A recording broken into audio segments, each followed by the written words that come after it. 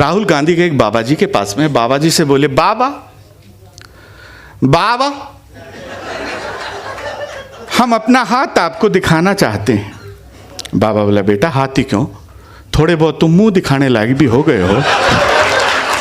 मतलब जैसा प्रोग्रेस उन्होंने किया है मुंह दिखा। तो बोले, हमारा हाथ देखकर ये बताइए कि कांग्रेस को पूर्ण बहुमत क्यों नहीं मिलता। बोले, बेटा तूने सोची तुझे जिंदगी भर बहू क्यों नहीं मिली, तू बहुमत की बात कर। बोले, मैं यही तो दिखाने के लिए आपके पास आया।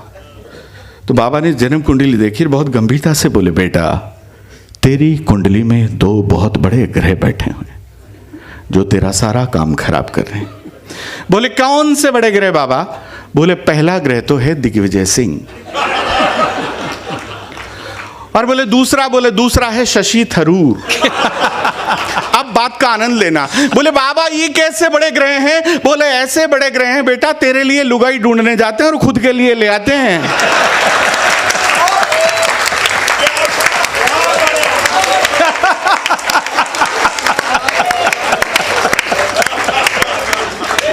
संजय जी, शर्मा जी, वर्मा जी और गोरे गोरे का। हाँ। सुना है तो यार। हाँ 31 दिए, 31 मिनट तो सुना है। नहीं वो तो जरूर सुनानी है। मैं फिर बोले, बाबा यही तो दिखाने के लिए मैं आपके पास आया हूँ। मस्त लो यार, सर राहुल जी भी सुनेंगे तो आनंद लेंगे। हाँ। तुम चिंता मत करो, मैं सबको सुना चुका। बोले, यही तो दिखाने के लिए मैं आपके पास आया हूँ। बोले, बेटा यही तो दिखाने के लिए आपके पास आया हूँ। बोले, सबसे बड़ा अपराध किसका है। बोले, बेटा तेरी मम्मी का। बोलो, वो कैसे। अब बात का आनंद लेना। विशुद्ध हाथ से आपको सौंपता हूं कि जिस उम्र में तेरे हाथ में प्रेम पत्र होने चाहिए थे, मम्मी जी ने कांग्रेस का घोषणा पत्र टिका दिया। और तालियां पूरा सदन यहां से लेकर वहां तक बजा सकता है कि जिस उम्र में तुझे रानी मुखर्जी से बात करनी चाहिए थी, उसी उम्र में ममता बनर्जी से बात करनी पड़ रही।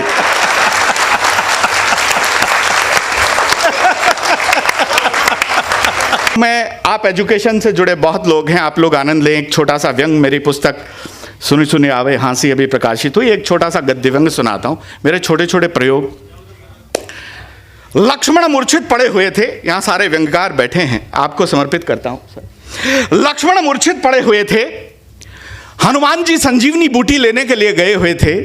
लंका से जिस चिकित्सक शिशु ने वैद्य को बुलाया था, उसे आने में विलंब हो रहा था।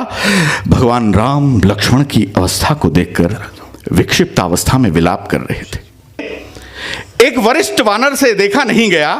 वो वानर उठा, लक्ष्मण के पास आया, उसने लक्ष्मण के कान में कुछ फुसफुसाया।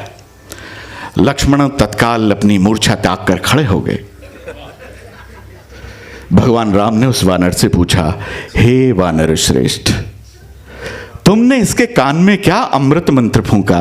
राम ने जब ज्यादा जिद की तो वानर ने बताया, प्रभु कुछ नहीं, मैंने इसके कान में केवल इतना सा कहा था, ये जो डॉक्टर लंका से तुम्हारा इलाज करने आ रहा है, इसने बिहार से MBBS टॉप किया है।